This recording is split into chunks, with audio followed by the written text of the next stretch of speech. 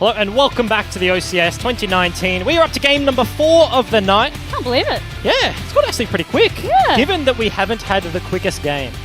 No, we haven't. There's been some slow endings. Yeah, the first game was like 28 minutes and I felt like we were still in laning phase and I'm like, this doesn't feel as long as it actually is. Game 1, I think it was, where I was like, it feels like there's been more kills than have actually occurred. Yeah. So it's like we're in slow-mo, but then we're like, game number 4. Yeah. What's going on? Yeah, pumping it. Last game definitely wasn't slow as they picked up the victory there, but this is this. going to be MProx versus QUT. So a bit of an interesting matchup here. I think QUT potentially fighting an uphill battle.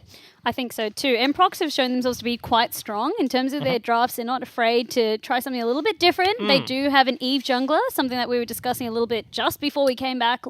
And I really do like the Eve jungler. I feel like it gets overrated, but it either works or it just falls flat. Yeah, and it was versus Mammoth last week, and like he was 7-0 at like 25 minutes, 30 minutes or something, and Paladin was absolutely popping off, and then like he was also the downfall, which sucks a lot, right? Like you get a huge lead, you're 7-0 in the game, and then 3 deaths in a row, trying to pick on a side lane, and then Mammoth like have the opportunity to start getting team fights. Like the swing is really big. When you're so far ahead, a single loss means so much more. And yeah, unfortunately, after having a fantastic game, really was the demise of that comp. It was sad to see, but I mean, this is a team where I feel as though they're going to watch that. They're not going to repeat the same mistakes. It often is hard because when you are that far ahead, you feel almost like you're invincible. We saw at the end as well, like he was playing out of his mind. But in saying that, if you do overstep, there's always going to be that opportunity for them to take you down. Yeah, certainly is the case. And I do think MProx are a team that play well together. They're like coming in, especially like the first week, just making like a straight up judgment of what we see from a single game. Yeah. They were a team that played like fairly cohesive League of Legends for a roster like coming together, a little bit mismatched. Like we haven't seen them play together before, but from that point, like they do look cohesive. On the other side of the coin, QUT with a much harder start to the season. More unknown to us, I think, as well, where with QT, I mean, we've got some names, Frogadog, Hi Goodbye. I feel like they are more emotional as a team. In saying that, like, I haven't seen them in real life, right? Okay. But what I say by what I mean by emotional is that when they're doing well, they're doing damn well, right? Yeah, okay. Once they get behind, it really starts to show in their plays. It's almost that frustration coming through. And I think that's something I do agree with, given that they are 0-3. Like, when they fall behind, it devolves very quickly. Yep. Right? Like, as soon as they've tried some wacky stuff. They played Shaco, Hi Goodbye, had a bit of a roughie in that game. Yeah, they're not afraid to try something a little bit different. Yeah, they're happy to try these things out, but as soon as the lead does go to their opponents, like, the game slips very quickly. Clawing back and being able to hold, like, maintain some semblance of control, not giving things up for free and just being able to trade on the other side of the map seems like a big area that we need QUT and the Tigers to show that they've worked on if they're going to be competing and picking up wins as we track on to the rest of the season. Well, this is the draft. We're going to see exactly what they come up with this time already. Straight into the bands. Oh, I like this. The Elise coming out, followed by the Aatrox Rise and that Vayne. So with the Kai'Sa, I was going to say, well, if you're banning out the Vayne, are you planning to first pick that Kai'Sa? Yeah, just getting rid of both of those from the hands of Fate here. So potentially trying to open up the pool. Sylas still available. Morgana still available. Ryze has hit the bench, and he has the other big first pick that we've seen. So what do they opt in for? Sylas. Looking that for priority all night has been Sylas first. I'm actually curious to see in terms of the win percentage of Sylas tonight. Well, Red Side has won every single game. Have we seen a Red Side Sylas? I think we have not. That's what I'm thinking. I so feel like I've seen Sylas lost Sylas every single game. I think so. Yeah, which is hard. It's not necessarily the Sylas' fault. No. I'm just. It's an interesting kind of stat, right? Yeah. Oh, here we go. Oh, this is something that I did want to talk about as well. We started to see Rakan coming online, 9.9. We know he got changed. He feels irrelevant again. But the Xayah Rakan, it's coming back. Yeah, interesting takeaway here. You just straight up double ban 80 carry. Vayne and Kai'Sa is gone. Tigers didn't go for it, but like they are the recipients here. They just take the Xayah, and now the game is kind of on MProx. Do they want to deny the Rakan? Because Xayah Rakan obviously very good, but also Jarvan Rakan, like he has like that extra follow-up damage. More would have still been left on up, so it's almost that situation then. What's the lesser of these evils? So choosing the Morgana for themselves, and then Rakan? Yeah. You don't have to... Would make a lot of sense. I mean, because if you don't pick him now, then the chances he's probably getting banned. No! Okay. Yeah, okay. I don't know how I feel about that. I feel like Rakan just... So, like, straight up matchup is just better Yeah. for the Nami, right? Like, into Morgana, like, you have a much better time, you have more For the sustain, you can fights. bully her out. But then once you get to team fights, like, Rakan obviously has that extra bonus, more engage, yada yada. Nami is really a much more defensive option. Potentially Spoil a little bit more comfortable here. I have to kind of expect that this is a reactionary play. Yep. This is, like, Xayah with the intention of going Rakan, and then you see the Morg, and then you react get with a Nami. dissuaded. Yeah, that makes sense. Absolutely, because you're not just fighting for the fights, you also need to win your lane, or at least survive your lane till you can get into it. Dipping now into their time over here, targeting the junglers now, so that's Kindred taken off. Kindred hasn't really gone through. I mean, we saw it week 1, week 2, everyone started realizing, okay, this is something that we're really comfortable here down in OCE, but Yeah, no, we're not going to give you the chance. It's sort of interesting. It's a hard champion to draft, especially in a meta where there's a bunch of like blind pick strong junglers. Like people are just taking Sejuani, they're taking Jarvan, they're taking Hecarim, and a lot of them are just kind of fine with it. Then you have that like next tier of like there's the Kindreds. We see an Elise span here. We have a bunch of Eve players in the OCS, so it's a fairly interesting pool. And Kindred, as you mentioned, like first couple of weeks, super high presence, super high success rate, but Doesn't week mean 3 that and the 4. champ is broken. Feels more like that respect comfort band. Yeah, like week 3 and 4, we just haven't seen people go towards it. Still also then funneling the jungle pool even further, taking away the Rek'Sai, also another very, very popular jungler falling into that tier that we were speaking of.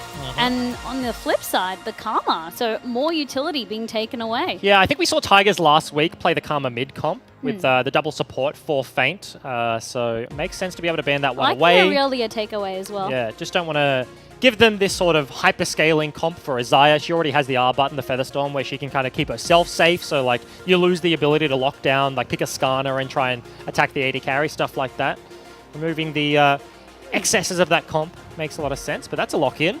Yeah, that is a lock-in. Yeah. Kennen, I like Kennen, I really do. But, again, all or nothing, it feels like with that champ. Yeah, do we But see a safe in Jace lane. as the answer? Kennen lane bully to more matchups than not, but certainly not uncannerable. And that is going to be a pike top into the Kennen. I like that a lot. I do. This is... It's remnants of MSI to me. Yeah, this is a baller play. G2 have been doing certainly a lot of work with that one and has a great deal of success. So Emprox looking to replicate here. Pike can just turn into that absolute monster, give him 1 or 2 kills, and it's not just support Pike anymore. Yeah, because this is like a super skirmishy comp. Yeah. Ezreal and Morgana can kind of be left to do Picks their for own days. thing, but then you have like a Sylas that's a super messy fighter, as is the Pike, and then you need to start talking about once you get later and later, like he like gives gold to his teammates every time you get the kill, the reset, you're just kind of what I was spreading gonna the touch wealth. on. Yeah. So is really like a snowball champion. If he gets ahead, can be very oppressive to deal with, especially with squishy lineups like a Kennen, like a Nami. Okay, Sejuani locked in now with that jungle pool. I was wondering who we were going to go. Sejuani was still up, very, very safe. And the Talon. Okay. Yeah, How do we feel about the Talon? Talon into the Sylas. I expect will be the case. So Silas mid, yeah. Is And this role Hey. swapping? No, Berserk. Okay, no. Sorry, they just took forever to swap. I was looking at the champions. I'm like, Berserk? You're not going with He doesn't have TP. He's got the Ignite, but no, it will just be standard stuff. Yeah, Talon is Talon's so interesting. He's same in that category of if he Yeah. snowballs, incredibly strong. But again, I don't know. Like He matches up to Sylas with a lot of what Sylas can do, just significantly less sustain. His burst is probably much higher, but Aftershock Sylas will like weather the storm a little bit. It's kind of like looking for that all-in team fight comp. This is going to be a Jarvan with a Nami wave over the top, and then you have Talon Cannon to wipe the floor, and they Threatening, have those big one buttons, whereas a longer fight for the Ezreal, for the Pike to clean up and start kind of having those messy skirmishes, I feel like will certainly favor Emprox. So we've got like the hard team fight versus the early skirmish on the other side of the coin. I do like the way Emprox did draft, considering with what they were going up against. As you said, it's all about the team fights. But for Emprox, you just really need to respect that pick potential that they have. Artek going on in if he lands one binding, same with Berserk if he lands the hook. And they can also have poke for days. So if they corner you under your turret, you're not really going to be too safe under there. Yeah, certainly is the case. A lot of dive potential. Artek had a couple of impressive performances on the Thresh. Now on to another old school pick in the Morgana. So see how he trained with this one. But we are onto the Rift game number 4. As I completely almost stack it over the chair. That's fine. I would have had a good laugh at you, but don't worry. Wasn't it Jake that like swallowed a fly halfway through cast? I'll never forget that. Did he? Yeah, that was Okay, great. And I I just believe could you. not. I could not stop laughing. And he's like, "A fly just went into my." That sounds like a train wreck. It was horrifying. Yeah. Poor guy. Yeah, so first level 1 of the day. Potentially the classic blue side Silas dashing over the wall. I just got a straight up look for this. Artek out of bind range. Actually being very aggressive, wanting to try and see if they can get the invade. And unfortunately, hi goodbye. He knows what they're up to. Cheeky shenanigans. Not overcommitting, but do get the ward. Yeah, because we've seen other iterations of that invade. I'll mention the Dire Cubs because they've actually done it in the OCS. We've seen it internationally. And they caught him off guard. Yep. But they do the much slower version. It's Silas goes over, E1 into the bush, and then just waits for the cooldown to come back up, like the whole 20 seconds, and then they look to commit with his vision. That was just straight up Emprox. They walk in, he E1s over the wall, and immediately looks for the play. So hi goodbye hits him with a flag, and he's just able to walk away as he spots the 3 rotating around the corner. So no harm, no foul, and everybody just starts off normally. Not really committing with that one, just wanting to get some vision. If they could get a kill, great, but just holding off to level up their talents till they saw what they could do. It's going to be the red star coming out from Paladin, so if he wants to, he can get level 3 very, very easily. Go straight to chicken, and then also onto blue, depending on the path. I mean, the good thing about the wards that they did set, they know where Hi Goodbye is going to path. Yeah, absolutely the case. I feel like they can also glean that from the bottom side as well. Bot lane starting in lane, you know he's leashless, and you see Kennen walking out. So both teams probably have a fairly good idea of where the other jungler is, starting on opposite sides of the map. That ward in the Wraith Pit as a response to the level 1 invade there from QU team means that they would have seen them walk towards the bottom side. Very nice start to the lane here for the Nami and Xayah, and that's really the big advantage that Nami has over Morgana in this matchup. You get to play in the wave. Ezreal can't hit you with Q, and neither can Morgana, so Spoil will probably spend a lot more of this lane standing outside of the bush than you would normally expect from a support matchup, and just looking to cast Ebb and Flow, auto-attack here, auto-attack there, and just win the war of attrition with their sustain. It's good to see. I mean, the Nami pick, I was like, oh, I really wanted to see that Rakan, but I understand why you picked it. I'm actually surprised, to be honest, because it's a lot more of a focus on the 2v2 matchup. Rakan would have been much harder, but if you're going for a Kennen comp, if you're going for a Talon with a Jarvan, like, you just have the biggest, I want to say 1-2 punch, but it's 1, 2, 3, and 4. You have so much layered engage over the top of the Rakan, the Jarvan, the Kennen, the Talon, and all of these AoE ultimates that nice bubble could be super impactful. So I'm a little bit surprised that they opted in for the more lane-dominant pick in the Nami.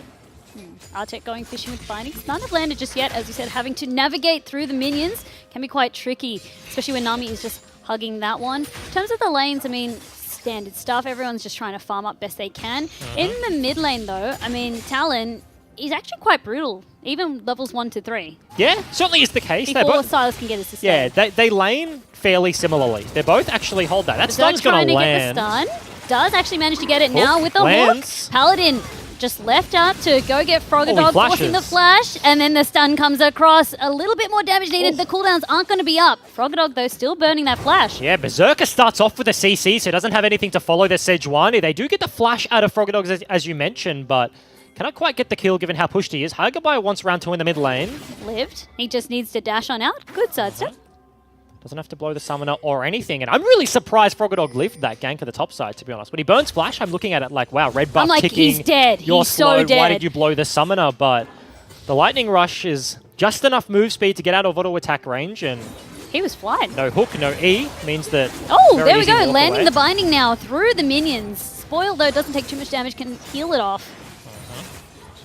And we were sort of mentioning the mid matchup, right? The Talon into the Silas. They lane fairly similarly. It's interesting that it is Ignite versus Ignite. I somewhat expected Liv to go more towards the TP route, but wants to be able to kind of fight fire with fire here and unspecialized. So it's much more of a volatile matchup, but I expect the volatility will come from the jungle and not the mid lane. Like, these guys aren't going to be like 1v1ing to the death more often than not. It's going to be much more of a who gets to the skirmish going first. Fishing. Froggadog is still trading well. Yeah. Minions now starting to stack. Berserker needing to back on out. So TP wasn't burnt there by Froggadog to get back to lane, so he did just kind of cop it and walk. It is Aftershock versus the Klepto, so every Q auto attack that gets hit there by the cannon gets him a little bit back caught up in gold, but given he had to sack the wave to walk for kind of the rest of his team's benefit there, holds on to the TP, he's going to be a little bit of a roughie for the time being. Also, he doesn't have that flash, so okay if the lane pushes in his way. Though, we do have Hi Goodbye on the top side, perhaps maybe looking for a gank. Oh, I think the ward may have just died in the tri-bush there, so Berserker's going to place one of his own in the river. Hi Goodbye He's still in the vicinity, but this is a huge wave for Kennen on 40% HP to try and fight through. Oh, this is good. Is it a Frogdog ward, has though? vision on it, and this is going to be High Goodbye's chance to go on in. He has been sees the spotted by the Jarvan. River Ward as well.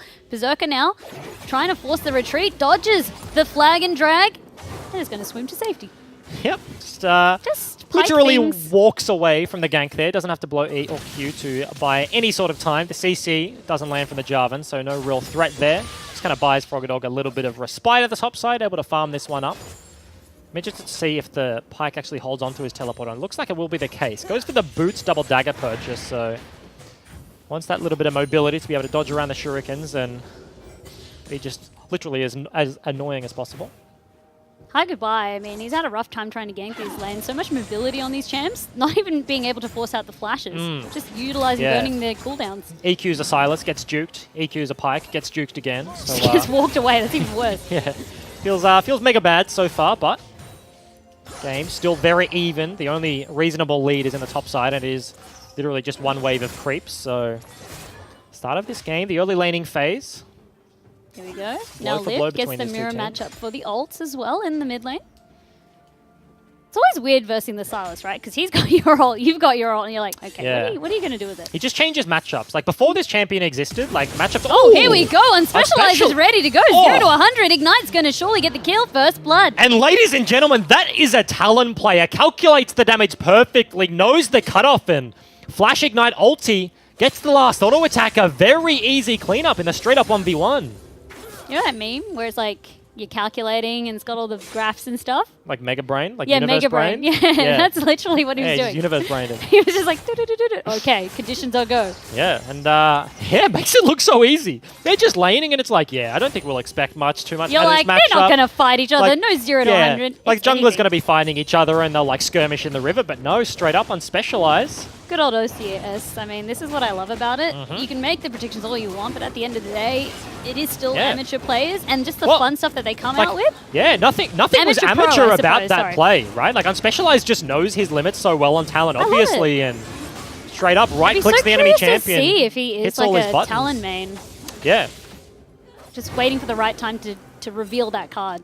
Frogdog has about 30 seconds left on the flash, maybe less, as Paladin will have timed this one. They're looking for the dive on the top side. Do they actually commit for this? Ulti was burned, and they're onto the cannon off screen. Okay, He's gonna fall Cataclysm down. used. Flash finally now burned by Lived. High Yeah. Goodbye gets the response he wanted. Yeah. Does get a summoner, but his top laner definitely died. So Frogdog, you can see the ticker just finished. So 3 seconds-ish on the flash before he died. It was actually Paladin just flung the ulti across the wall and took down the cannon in that timer. So very nice play there from Mprox. I was saying that they're very good at being a fairly cohesive unit, right? That's summoners timed. That's good communication between the jungle and top laner. And this is now a 25 CS lead on the top side. Moby Boots now completed for the Pike, and Berserker's certainly getting large in this game. That's scary days. Any chance that he gets to push on up, he's going to be looking Yeah. on the prowl. But Frogdog finally does burn that teleport, does want to fall even more behind if possible. And you say looking, he's looking for opportunities. It really is Unspecialized that will cop the brunt of it. He just solo killed his mid lane opponent. Just flashed, ignited, hit his buttons, and straight up 1v1. And all of a sudden, this Pike goes back, buys Moby Boots and a Tiamat. So Berserker's going to walk to top lane, he's going to push in the wave, and if he can't kill Kennen, he's just going to walk mid. If you don't have vision on top side as the Tigers, all of a sudden Unspecialized's options really do start being limited. He doesn't want to all in, because if the Pike is there, he gets cleaned up. He has to start looking towards bot side and float that pressure down the map. So it's really a battle of the solo lanes right now, with bottom lane just being fairly standard. A bit boring, but what can you do? Neither's going to be wanting to commit. There's no reason to yet until we get Drake. Drake also did go over at some point. I didn't even see Yeah. that. I believe it was after the gank. Like, Yeah. top lane died, got dove, burnt the Silas flash, It's and then definitely just there. Or we were being impressed. immediately walks to the air The Drake. dragon. Yeah, cleans makes that one sense. So first Drake has been taken up. But in terms of the gold, because only 1 kill apiece, it's still very even. In terms of plating as well, not really seeing too much Yeah, and going on in terms of the map. You said the B word there, and you can tell a bottom lane is fairly boring for the players to play against, but they've all just got 17 biscuits to play with. That's 3 for Xayah, 2 for Nami, It's just chill. 4 on the other side. So It's good if you got your music, Yeah. you got your beats on. yeah, are you a music player? Oh, yes. Yeah, I am 100%. too, but I play strictly worse with music. Really? Yeah. Is it the type of music you're listening to? I don't. What do you like to listen to then? I don't know. See, if I listen to like rock or something, it's too much for me. I would just start to rock out and lose it. So I have to have something chill. Yeah, I'm about like chill. I don't know, like lo-fi beats to study and relax to. You know what I mean? You put that in the background, then. I just think again of that YouTube. No, that's chick exactly. studying. Yeah, that's yeah. you. Except instead replace it with just League of Legends. I actually had. This is kind of random because nothing is happening. Like, people talk in YouTube chat. I love Twitch chat. I am just the biggest goblin of just sitting in a stream and just seeing the garbage that I and my fellow garbage cans put in the chat. But, like, then you think there's this other level of people genuinely chatting in YouTube. You mean, like, right now, this is going on? Yeah, probably. I don't know. But, like, then you look at a stream on YouTube like 24/7 lo-fi beats to study and relax to, and the chat is so wholesome. There's like, hey, guys, I'm Bob from Denmark. Hang on, I'm in the studying bot lane this over stuff. here. That's And some good damage. Yeah, there's good damage, but I want to finish my story. I'm letting you, just in case they committed. Bob further. from Denmark is just like, hey guys, I'm studying my biology. I'm having such a good time. Hope you're well. Like, the chat is the most. It's the most wholesome garbage. It's too wholesome that on I've the internet. ever seen in my life. I don't like that amount of wholesome on the internet. Yeah, it's a weird place. It's a weird place, and not everyone's been there, but that's fine. Look, to each their own.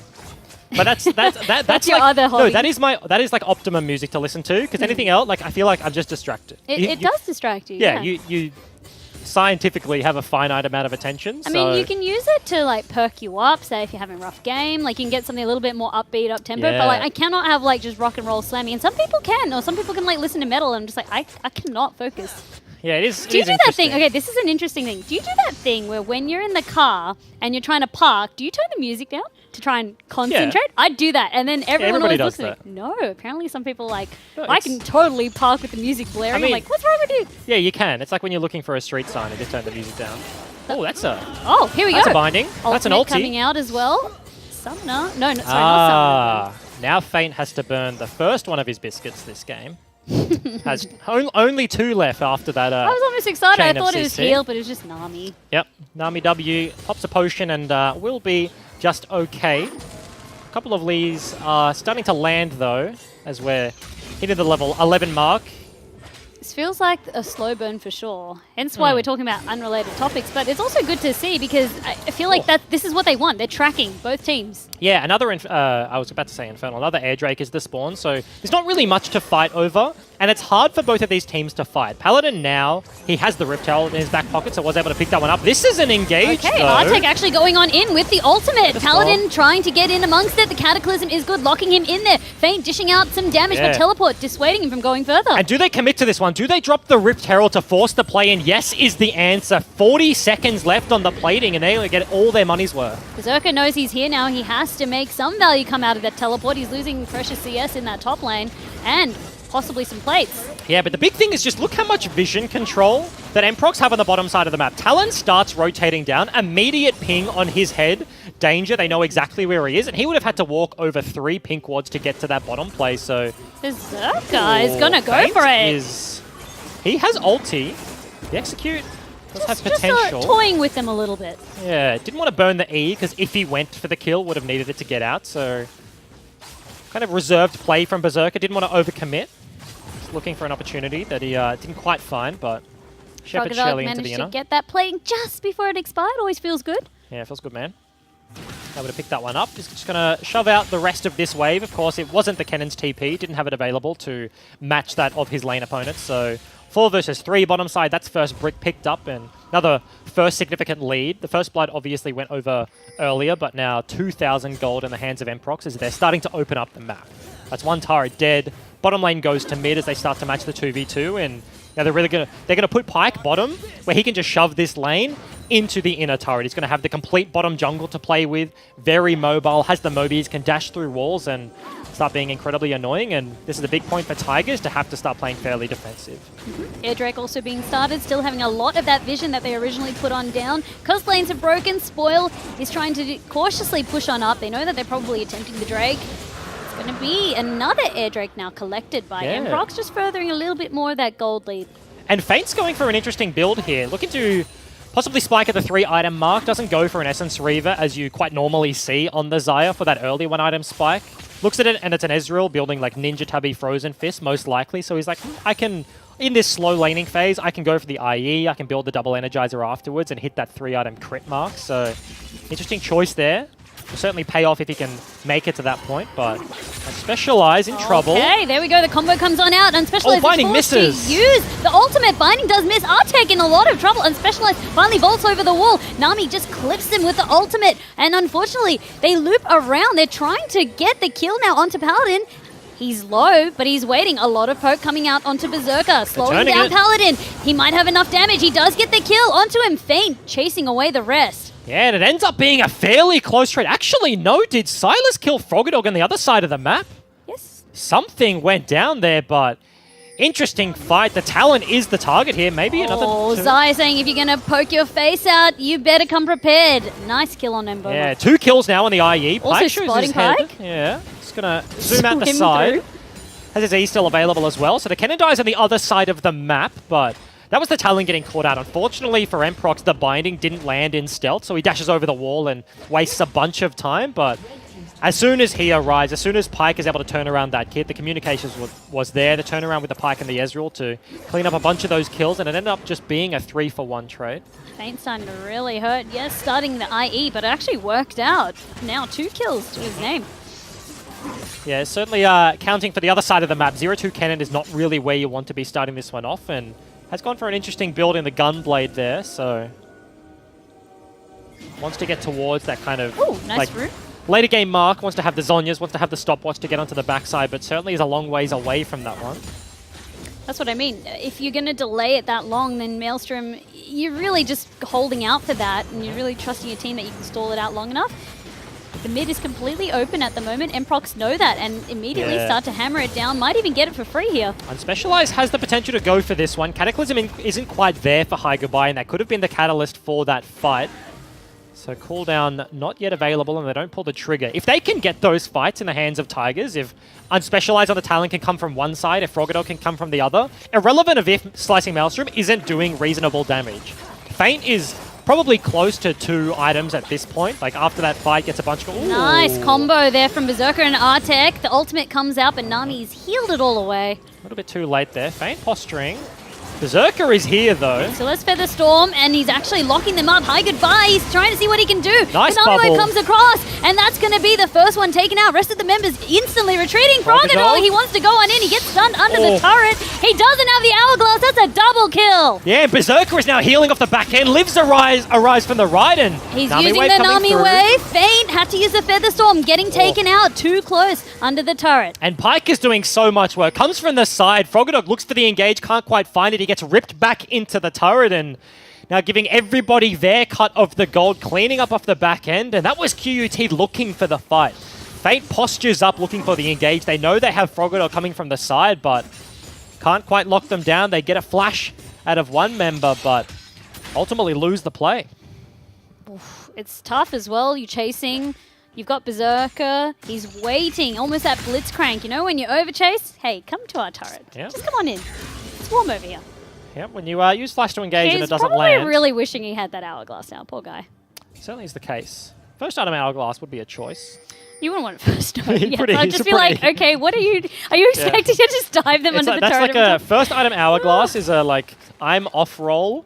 My team No, has it's to just carry like, to I hate win. my life and I don't want to die. I will, yeah. That's kind I of will be the as thought. useless as Dragon as spawning least soon. useless as possible.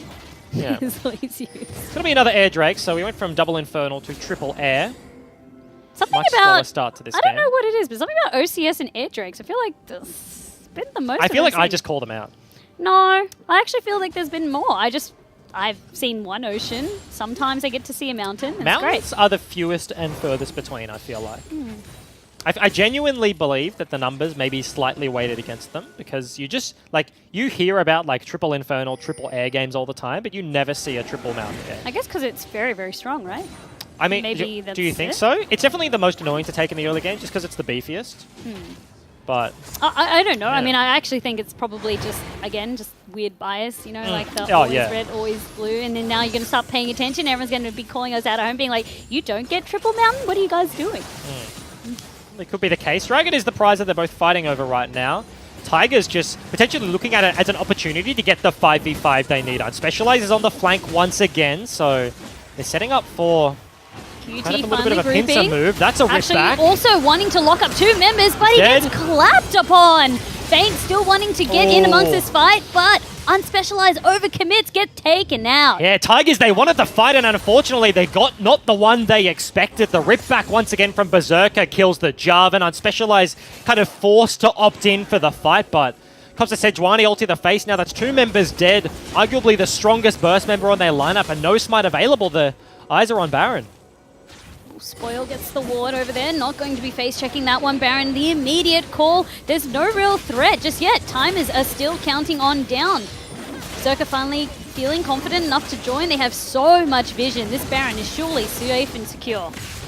Yep, no contest available. Hi, goodbyes. Walking from base, but definitely not going to make that one. 1,000 left on the HP as he's going to smite that one away. That's actually a binding lane. A nice binding. Artek is going in for it. Spoil gets taken out. That's the support already down. And as we mentioned, this gold lead is just getting bigger and bigger. About 8,000 in the hands of Mprox now, picking up the Baron as well.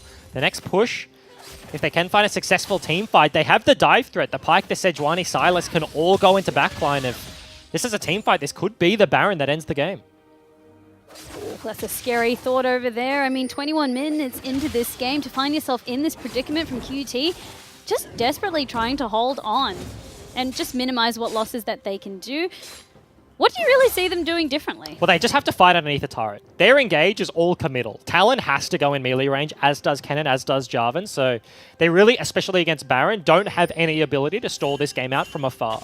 It's not like you have a Cassio or an Orianna, you get to play over that ball and kind of play with that little bit of distance. It's like you have to pick your time for a fight and you have to force it with a 6-man and a turret, and either you win that fight or your Nexus is going to go boom at this point. The gold lead getting out of hand. 2 items now completed for Xayah. I don't think you have enough time to kind of wait and play that stall game. Look, let's get to 3, let's get to that spike. The hand is going to be forced before that point, and really, the fight needs to be on their terms if they're going to be able to win it. If they get caught out, if it's another hook start from Berserker, then certainly could be the demise here for QUT. The Berserker, again, just hunting so fast with the mobility boots, also can be unseen. It's scary days, and the limited vision means that QT, all they can do is just hold onto their turrets. They just don't know where Mprox is going to surface from. Likely going to try and defend underneath their inhibs. Fighting outside of the base proves a difficult task, as we just saw. Single binding lands on the tankiest member in High Goodbye. Actually has a skirmisher, so doesn't have the Cinder Hulk here, so he's not the beefiest and lost half of his HP. This turret's probably dead to rights. Binding so close. They back away. They know that they have to concede this turret and try again for the other one. Still a lot of Baron left. They can still make some plays with Mprox, but systematically going through each lane. Yep, starting at the bottom lane, rotating all the way up, potentially looking for a gank here onto Unspecialized. He does have vision, so he does see Berserker. Paladin sitting in Fog of War, though. Ulti, not flinged, holds onto it for now. Too many compilations of Sejuani's chucking their ult and not hitting anything. It's always sad. It is. I'm just like, no.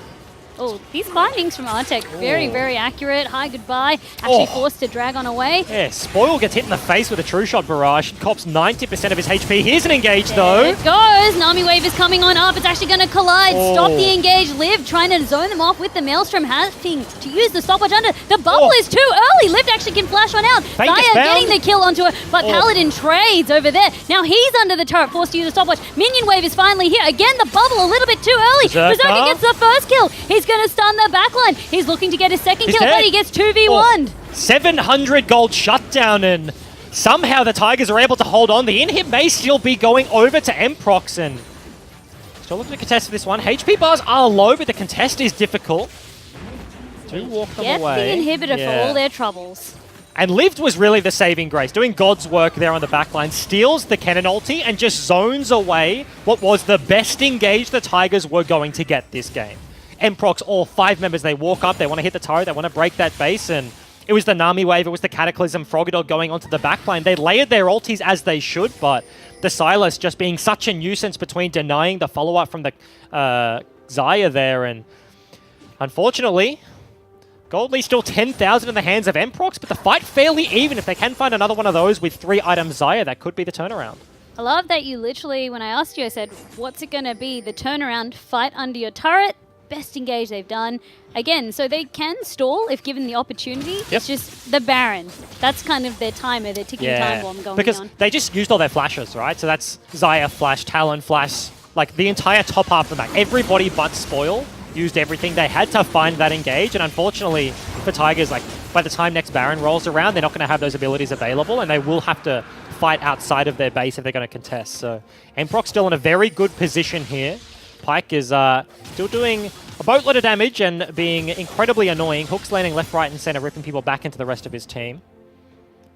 That's just Pyke things in a nutshell. For the Tigers, still holding on as best that they can. Emprox now grouping in that bot lane, looking to repeat what they can do, or at least just threatening, waiting for that Baron, but clearing out the waves. Paladin wants to clear this ward. Binding, unfortunately, misses. Just dealing with the poke. Talon is sitting on the flank there, looking for a potential target. Sejuani, given he has a Gargoyle, Warmogs, and an extra Giant Spell, is just taking negative damage, so certainly not the target he was looking for. Talons don't hunt for pigs, as they do just let them walk away. Baron is spawning fairly soon, and that will be their next fight. QUT, giving it up would be a bold choice to try and defend in their base. I expect we will see a team fight around it. Can Xayah actually complete the third item? Yeah. We're going for it. Come on, Xayah. As you said, triple item. She can come online. She's still been relevant. I think she's been doing very well. The Nami combination, the Featherstorm, and been getting these kills when they overcommit. Yeah, but the worst thing for a Queenslander right now is looking at Nami and Xayah and seeing we're barely not at a redemption and we're barely not at a 3-item crit 80 carry. If they can hit those breakpoints before this Baron spawns, then all of a sudden they've hit a huge power spike and are significantly stronger, but timing is just not going to be there. Baron's going to be up in the next 10 seconds, and Emprox have already got their claws sunk in. Emprox threatening. They have the vision. They know that they can confidently do the Baron.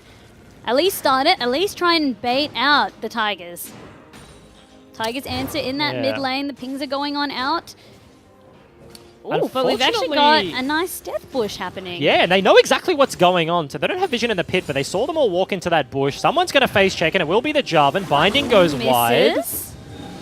So opportunity looked for, not quite found. That did a bunch of damage. And Boma just sending out the warning shots. And Artek, he's going to be the bully over here. Again, the binding, he goes fishing, doesn't happen. Berserker, a little bit more confident with it. Hi Goodbye goes on in. He actually manages to get Artek, but he gets taken out. Way too squishy. Frogadile's forced to use the Hourglass. And Boma needed to go across the wall, actually taken on out. Feint doing very, very well. He's left to the back line, unspecialized. Maybe going to pick up another kill. Onto Berserker, gets done, gets the tables turned onto him. Feint forcing himself to run on out, needing to kite as best as he can, but with these 3 members, it's going to be a bloodbath. And Berserker just able to turn that one around, almost was picked off, almost taken down, but as soon as he leaves, he kills the Talon, he kills the Xayah, and Emprox, they don't get the Baron, but they're looking for the end. That's going to be, surely, game going over to Emprox. The timer was there for the Tigers. You could see the inklings of the teamfight that was meant to be. First Nexus turret goes on down, threatening the other Nexus turret. Hi Goodbye. He's going to try to do one last valiant attempt. That's going to be their Nexus falling on over, though. And a very nicely played game by Emprox. Yep, saving the KDA is really the only choice left to the Jarvan, as he does just back away. Nexus falls down, and yeah, as you mentioned, Emprox, substantial victory with some interesting stuff, right? Like, we look at this matchup, and it's like, Hi Goodbye. He's played the Shaco, he's played the weird stuff, but it was on the other side of the coin. Berserker picks up the Pyke and looks wildly successful. It's just really interesting because Sejuani played the role that you can see Hi Goodbye was trying to do, right? He just wanted to be that unstoppable force, that tank, but he just never got the items to do so. He was getting great cataclysms, but could not survive the damage coming back his way. Yeah, certainly the case. And like once it was a fairly slow start to that game, right? Like the laning phase lasted a fairly long time, but it was a couple of kills here and there, and then team fights really just went the way of Emprox. It was like a 0 gold lead. It was a fairly even game into 5k, into completely blown open. Every single Baron, I like the setup. They sit 2 people over the wall. Morgana has the safety of a spell shield. Pyke, he can do just whatever the hell he wants because he can jump over everything, and there really wasn't the contest there from QUT. It was just so slippery. I really like to see Emprox playing that one. But overall, Emprox just, they knew what they wanted, they got the picks, and they executed it so well. Very well played game. So Emprox do pick up the victory. Another 3-minute break, guys. We'll be back just after this.